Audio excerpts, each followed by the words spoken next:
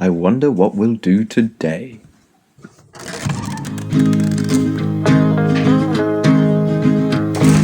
Why is the sky dark at night? Why can't the penguin take flight? Why does the keyboard spell QWERTY? Oh, why are my hands so dirty? Why are there no bees anymore?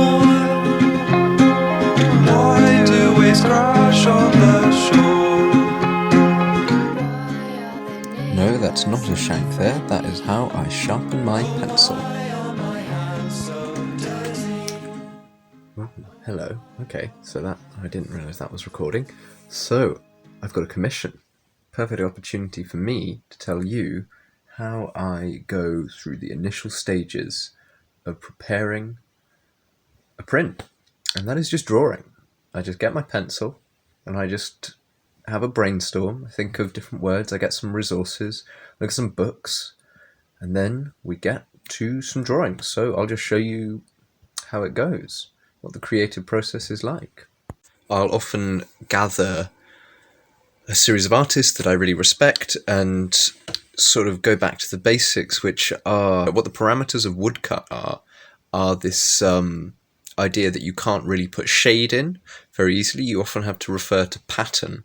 So I tend to make a lot of prints with reference to patterns, to kind of different mark making, rather than simply black and white and shadow. I have to really play around with the shadow, otherwise it could get quite linear, just look a bit basic, basically. I often look at, and I'm always looking for new artists, but Kathy Kollwitz and people like Eric Ravilious, who just produce the most fantastic prints, and often drawings. I look at drawings, not just woodcuts, but drawings often have the basic elements, especially ones which aren't shaded in the same way a lot of line drawings. I really like using Instagram for inspiration. So I'll put a few Instagram artists in the video, and I'll put maybe a list of the ones that I find really helpful at the end. I think there's plenty to be learned from it. It's a really valuable tool that I find particularly useful. There are a lot of people who are involved in the resurgence of traditional crafts, including wood engraving and woodcut and printmaking, and I think it's lovely to see it enacted in a contemporary social media. Yeah, I'll make a little list.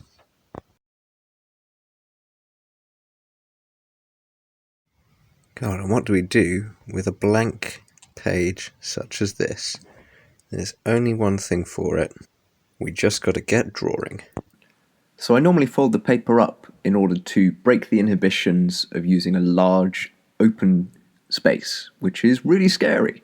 I find it difficult.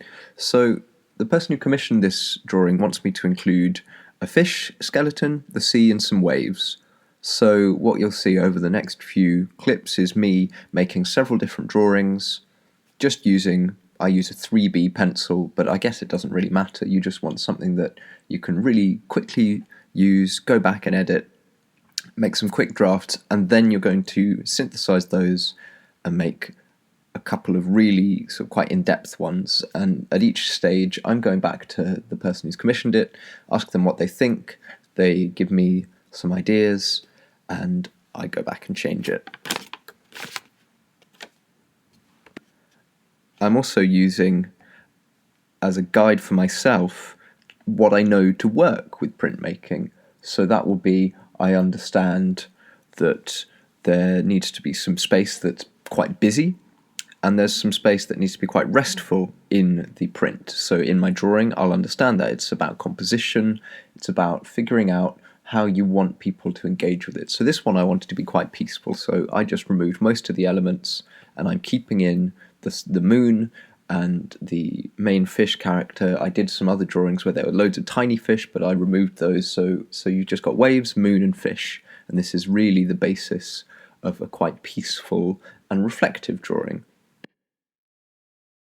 So we'll leave that for the time being and go and take a look at some of my inspiration, some of the sources I use. Also a cheeky look around my bedroom. Here's a selection of some works by my friend, that's Kitty Percival right there, Eddie Lovell, Emily Baker, and oh, that's myself. I often look back at the different patterns I've done, the different prints I've done. I think it's just helpful to remind myself of what I found useful previously. Oh, and here's a little fish.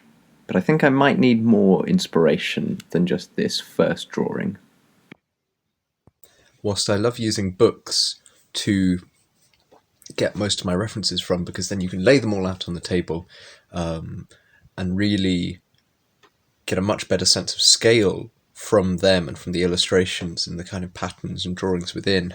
I do, when I'm at home, as I am now, you can see, this is my bedroom. You won't get to see too much of it though. I do love using, anything around me. So I collect little objects, items, cutouts. I have a huge scrapbook that I use. I can show you that actually. But I also I use the computer and it's fine. Here, let me just, here, look, some little sardines.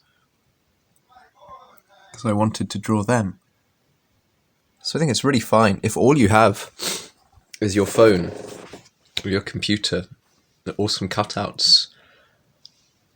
You really can just work with whatever. I find it helpful. I also find it helpful not to overload myself, because then it can be really paralyzing, really stop you from going forward with an idea. I think there's a real balance to be had, and it often is a sort of daily challenge to figure out what you need to kickstart the creativity and to feel immersed in it as well, but not overwhelmed by it.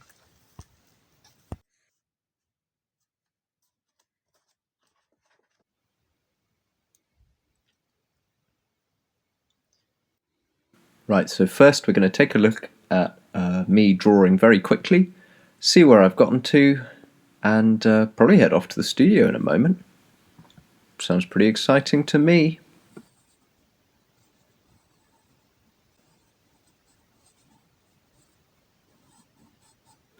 Now enough of that, I think we've drawn enough. I'm going to show you the completed drawing, and then we're on our bike. Started kind of this conversation with it, communing with it. Here's one attempt, the second attempt,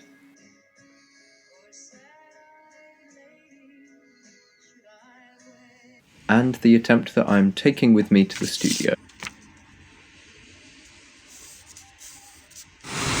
So I'm cycling to the studio and it's wet. Very, very wet.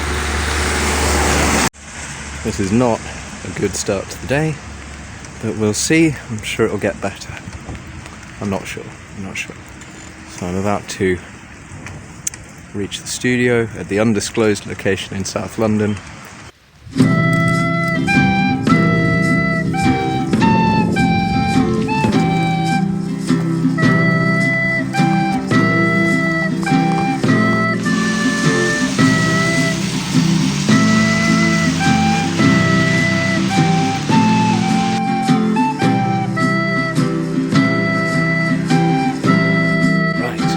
So, that was a wet ride, but today I'm going to complete the drawing as per the person who's commissioned it specifications, and I'm going to begin transferring it onto the wood, carving it. So the idea is that I'll finish the drawing, I'll trace it using tracing paper, I'll put that onto the wood, trace that, and then mark out what areas I'm going to go for in terms of leaving it black or carving it away. So let's get printmaking. Okay, this is of course pencil can.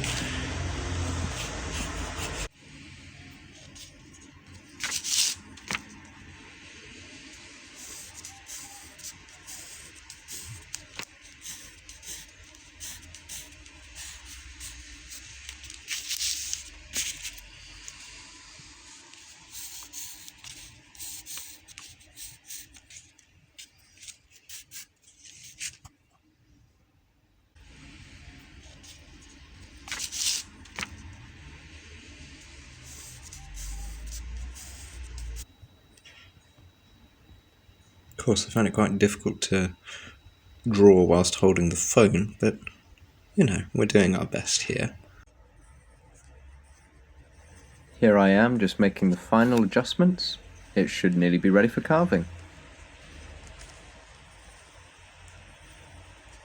So you can see here I've done that with the polka dot waves. In other prints this has come out like so.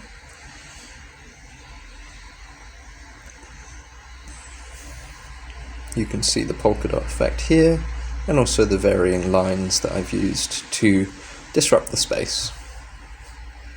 There's also got to be spaces where that isn't happening, because otherwise it's hard to breathe. It makes it hard to breathe and have some calm. I like trying to find a balance between the two. I think that's enough to go on to the next stage, which is tracing it out and moving it onto the block.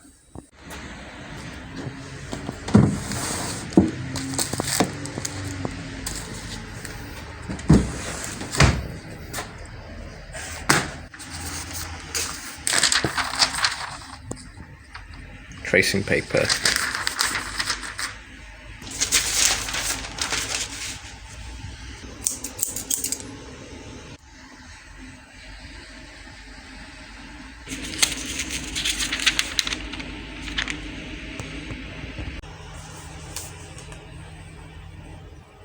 So you go over the lines that you want to keep and transfer onto the block.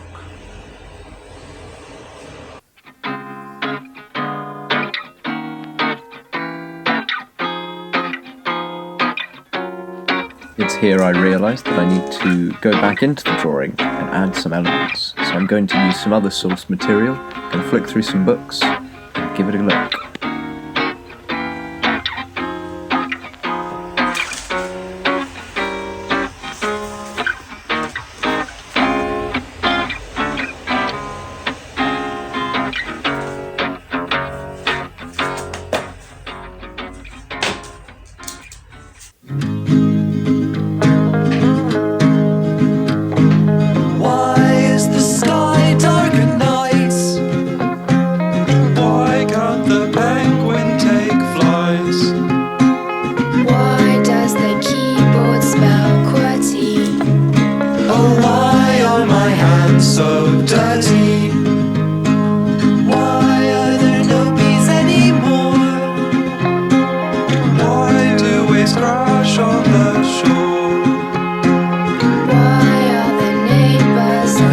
Noticed that I didn't actually transfer all of the drawing onto the tracing paper. I have a good idea of how it'll look on the block due to having done this a number of times before, but you can if you want. I just find it simpler to copy that directly onto the block. Just get the main outline so I know that the composition is right, and then I can do... These are more ornamental, so they don't matter as much as to their placement. However, I do quite like them. You can see, look, I'm already marking out. That's W for white, so I know that I'll carve that out white, and the dashes inside the wave black, but the outside, those dashes will be white, as in they'll be carved away. The carving brings light and the white on the paper, and if you leave it, it will be black. Let's get that wood block.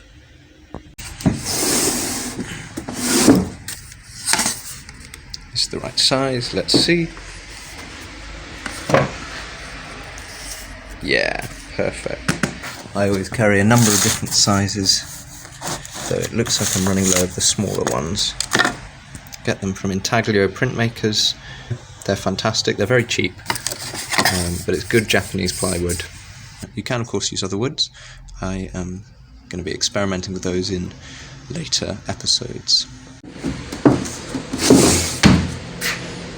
What we want to do is get the graphite on this side of the paper transferred onto the wooden block, and we do that by pressing down on the other side of it. And you don't have to press too hard because graphite is of course quite a soft material, but as we draw over it with a soft pencil, this will transfer, will push the graphite that we've just drawn, which we're placing face down onto the block,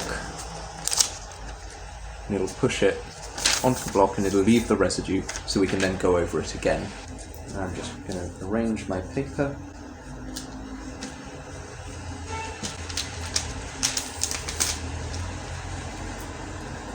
And I'll cut a bit of the tracing paper off at the end. And look, you can already see bits have been transferred just by me pressing it lightly onto the block.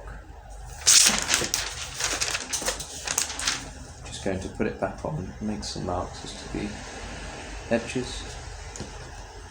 This will help me line it straight, like so. Corner, corner. Check this off. We'll cut down the side of one corner, possibly two, so that the tape can attach itself very easily.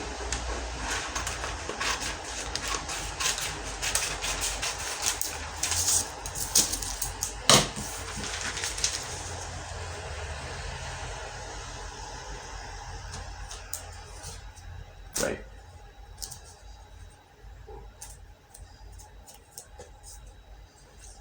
You can see the backwards print. You just fold the tape round to the back so that when you're drawing it doesn't leave a round. And now we just trace over this with a pencil. You can just go and move it backwards and forwards in little motions. You can just directly draw as if you were drawing for the very first time, like a newborn babe, like an infant.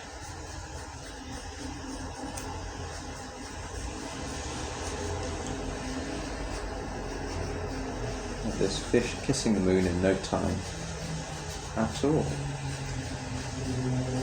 And haven't we all wanted to see a print of a fish smooching the moon? I think I've dreamed of this day. When we remove the tracing paper, there will still be this image, like a ghost, which is quite fitting for this fish skeleton. This mackerel. Was it a sardine? Can't remember which one I drew it from.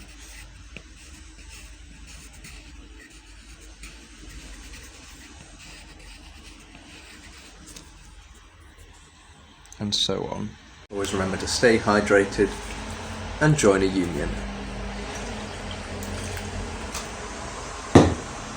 Great. Now we've done that bit, it's time to take the tracing paper off and see what's underneath, and then go into it, work into it again, and then work out, sort the lights from the dark, see what we're keeping, see what we're carving away. Just tear off. We shouldn't need that tracing paper anymore. So look, we can see a very light imprint, but look at that, it's all there. That's exactly what we want. How very exciting. Here we go. And that's all we have time for, I'm afraid. We're going to have to make this into a two-part episode, but I look forward to seeing you on the next section of it. I want to give credits to all of the artists that you've seen throughout the video, and I'll put them in the comments box underneath, or the description box. And I want to thank Socks from Tugboat Captain for the music that he made with his flatmates Henry and Lydia. Brilliant stuff, I love it. Why are my hands so dirty? We'll never know. Or maybe we will. Maybe I'll tell you that it was printing ink or something. I don't know.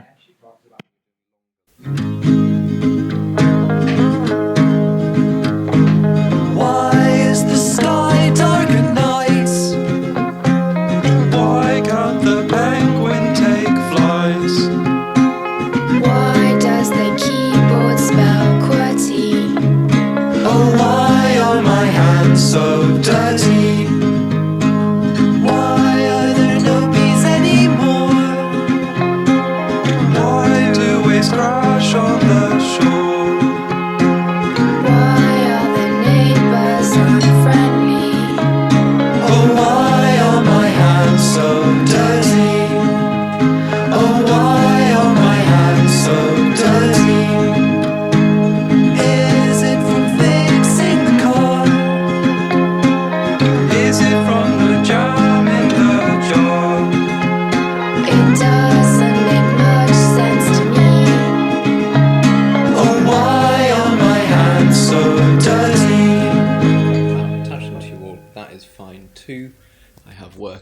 here from Joanna Lillie.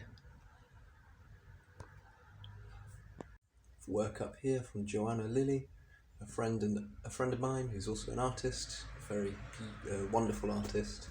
Friend Rosie Howdle, also another amazing artist. I feel very lucky to have so many artistic and talented friends.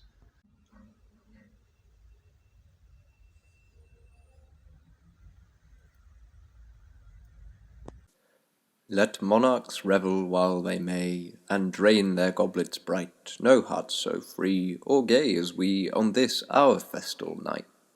We need no regal pageant here, no banners wreathed with fame, for brighter far our trophies are, our history and our name. Each printer lives himself a king, a monarch in his might, and throne and crown must topple down when he is in the right. And o'er the world his banner waves, where freedom's sung or told, the printed page, the truths of age, and glorious songs of old. High honour to the noble art, by far the brightest gem that ever threw its lustrous hue from freedom's diadem. E'en now it gleams the guiding star, far distant o'er the wave, where millions fight to gain the right of freedom or a grave. Then, brothers, let our daily toil be sung in festal strains, while bards shall sing or weapons ring on earth's wide battle plains, or while one tyrant's throne is left for truth to trample down, our mystic art will bear its part of glory and renown. This poem is called The Press. It was sung at the Printers' Festival in the city of Boston, April the 14th, 1848, and it was found by Troy Groves here, and I'm looking at one of those wonderful old archive sites. 10th of August 2014, and I assume it is referring to the revolutions happening in Europe at the time of 1848 and the role that the press, quite literally the press, the printing presses, the subversive presses, the radical presses would have had in fomenting revolution at the time. I think there's loads of craft people, what the fuck do you call them? Craft makers? People who are involved in craft?